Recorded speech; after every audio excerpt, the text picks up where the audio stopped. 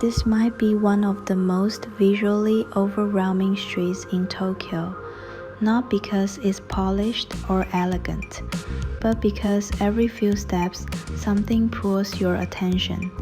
This is Harajuku, where youth fashion feels loud, fast, and impossible to ignore. 5 minutes in Harajuku, a short walk through Takeshita Street, not as a shopping guide, but as a look at one part of Tokyo that feels young, crowded, and always putting something on display.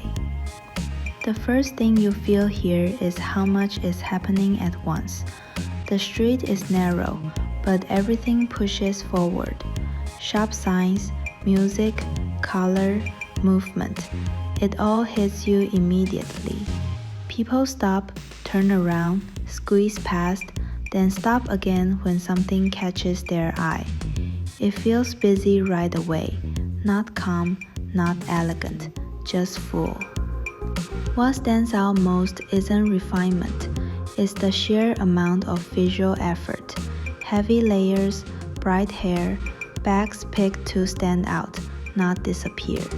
Accessories that feel less about balance and more about making an impression. Some of it feels playful, some of it feels chaotic, some of it honestly feels a little cheap, but maybe that's part of why it works. What makes this place feel young isn't that everything looks good, it's that people are willing to try. Not every outfit feels polished, not every combination works, but that openness to experiment is everywhere. People here don't always dress to look refined. They dress to be seen, to test something out, or just to enjoy whatever version of themselves they feel like being that day. Takeshita Street feels like the most concentrated version of all that energy. The shops are small, the displays are crowded, everything comes at you quickly. Nothing really breathes here. That's part of what gives the street its restless feeling.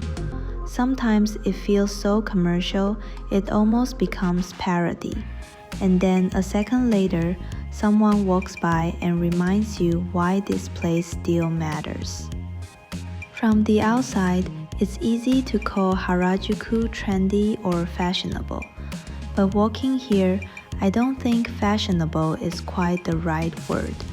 A lot of it feels immediate, low cost, experimental, sometimes creative, sometimes excessive. It's not always expensive looking style. It's more like watching people try identity on in public.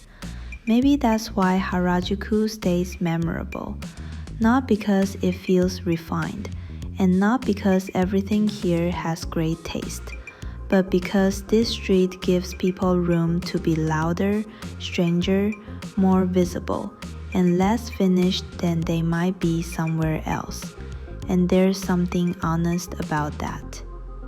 Maybe that's what I want to keep from Harajuku today. Not the idea of perfect style, but the freedom to experiment, the freedom to look unfinished, to try too much, to be a little awkward and still be seen. If you came to Tokyo, would Harajuku feel exciting to you or just too much? Tell me in the comments. And if you want to keep exploring different sides of Tokyo with me, remember to subscribe. I'll see you in the next one.